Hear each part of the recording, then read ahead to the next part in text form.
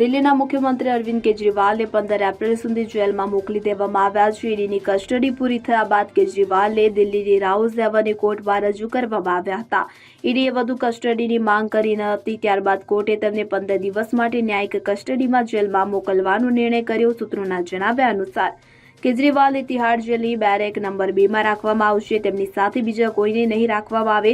તેમની બેરેકની 24 કલાક સીસીટીવી કેમેરાથી નજર રાખવામાં આવશે. મહત્વનું છે કે સુનાવણી દરમિયાન કેજરીવાલે રામાયણ ગીતા અને નિર્જા ચૌધરીના પુસ્તક હાઉ પ્રાઇમ મિનિસ્ટર ડિસિઝનની માંગણી કરી હતી, જેથી તેમની આ પુસ્તક આપી જેલમાં રાખવા દેવાની પરવાનગી આપવામાં આવશે. આ સિવાય દવાઓને જેલમાં રાખવા માટે પરવાનગી માંગવામાં આવી છે.